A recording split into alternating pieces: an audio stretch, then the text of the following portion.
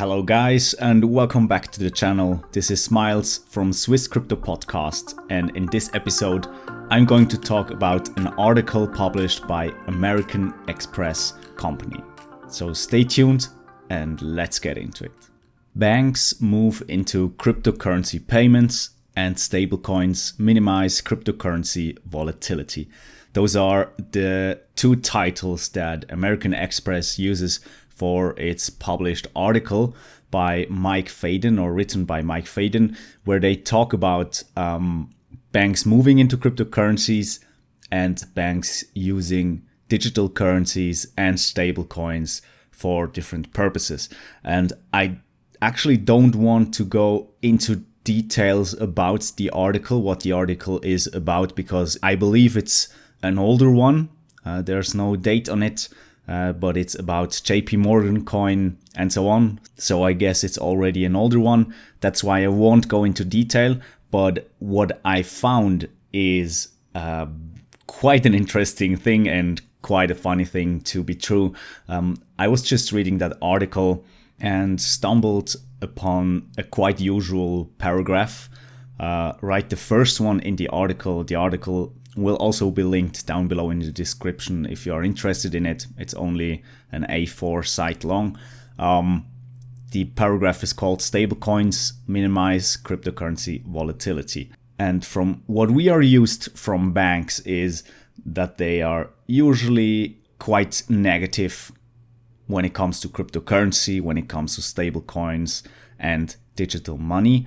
But in this case, and I do believe this was not intended, American Express showed in this paragraph that Bitcoin is actually superior to everything else that banks could come up with when it comes to transaction coins or when it comes to stable coins and so on.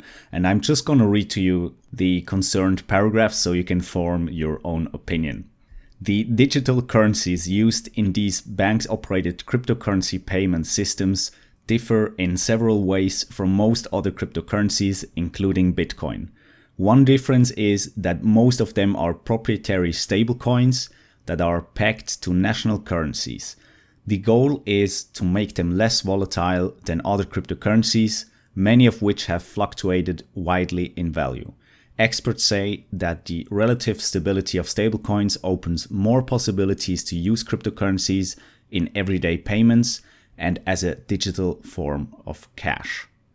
That was the first paragraph, or the first part of the paragraph that I wanted to read to you.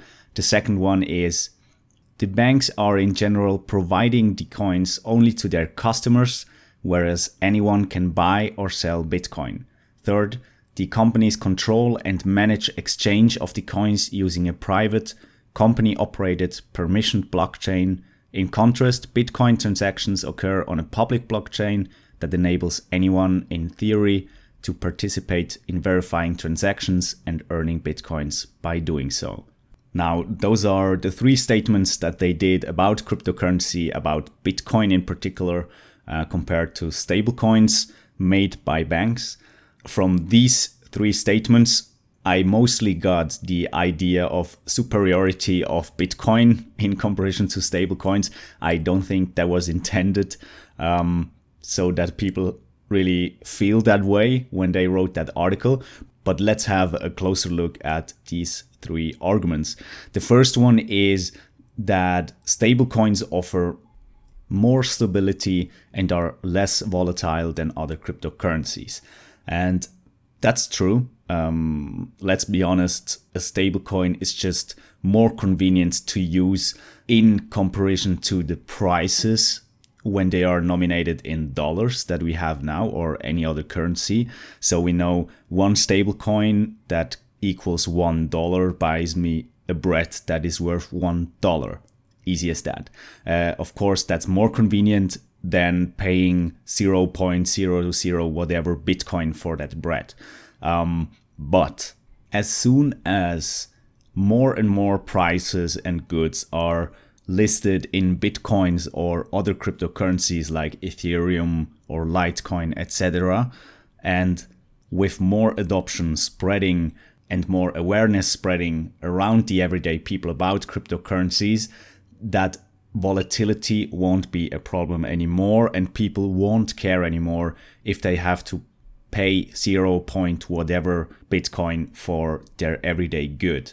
There are lots of smaller stores that are already offering their customers that they can pay in cryptocurrencies, and they also show the cryptocurrency prices.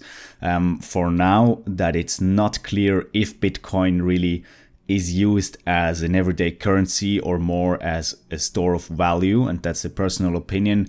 Of course, that's not that convenient, but I believe when Bitcoin gets more adopted in the future, what will definitely happen and takes over a bigger part of the everyday economy, more prices will be listed in Bitcoin, and no one will care if it's 0 point whatever that they pay or if it was a certain amount of dollars, because the prices will also be in Bitcoins and other cryptocurrencies. So that thought behind that one stablecoin dollar has to equal $1 will vanish in the future, in my opinion, when cryptocurrencies get more adopted. But please let me know what you think about that topic. I can't foresee the future, but that's just my opinion what will happen. The second argument that they state is, and I cite, the banks are in general providing the coins only to their customers, whereas anyone can buy or sell Bitcoin. I don't know what they want to say with that statement. It's in no way positive for banks, that statement. And just keep in mind, this article was posted by American Express. This sentence really makes no sense, in my opinion, to be stated by a bank or by a company that is based on the banking system that we have now. It just proves that Bitcoin is for everyone and that it can't be controlled by anyone and can't be controlled by one bank. And I actually do think that this is one of the most important things when it comes to cryptocurrency being adopted by banks, that it's for everyone, by everyone, that it's not controlled by the banks, because I do acknowledge that banks do some good jobs and that they did some good jobs back in the last centuries by storing value. At least that they did more or less well. But if a bank has the power over that certain currency to transact cash inside their environment, they also have the power to at every time stop every transaction that is made with that cryptocurrency or with that currency that they use, may it be a digital currency or a cryptocurrency based on blockchain. And that's also the case with, let's say, JPM coin. I did a podcast about the Greek financial crisis, where the Greek banks just froze all accounts and then just took their customers' money to pay off their debt. And I mean, with a centralized cryptocurrency or with a centralized stablecoin, this would also be possible with no effort. So I don't approve that. That statement really says what it says. Bitcoin is just better than a stablecoin centralized in a banking system. Now, some of you will probably say, hey, there's a cryptocurrency that already does everything that you say, that is not that centralized anymore, and it's called XRP. And that's true, and that's just a personal opinion. I'm not shilling anything. I'm not shilling Bitcoin. I'm just showing you the facts. XRP is doing a very well job here in the banking sector, the company Ripple, I mean. They are working on decentralization of their cryptocurrency. They are improving banking transfers, but still try to keep it decentralized in a manner that cryptocurrency and blockchain is meant to be. Now, let's move to the last argument that said the companies control and manage exchange of the coins using a private, company-operated, permissioned blockchain. In contrast, Bitcoin transactions occur on a public blockchain that enables anyone, in theory, to participate in verifying transactions and earning Bitcoins by doing so. We've actually gone over this topic right when I talked about the last argument. For those of you who don't know, there's something like a public blockchain and private blockchains. Downside for the everyday people of a private blockchain is that they don't have access to everything and that they don't see everything, and that the blockchain is usually managed by a centralized authority. And in that last quote, in that last argument, they just show what makes Bitcoin better than any other stablecoin provided by a bank. And I'm hinting at JPM coin.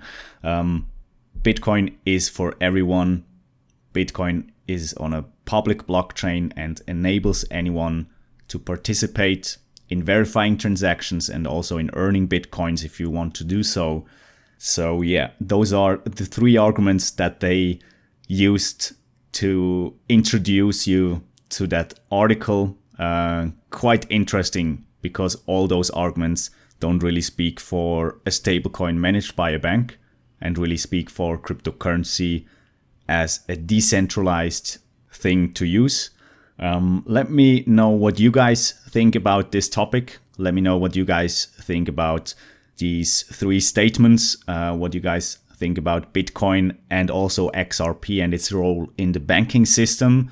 I hope you enjoyed today's content. If you did so, please subscribe to the channel. That will mean a lot to me. Give the video a thumbs up, and I'll see you in the next one.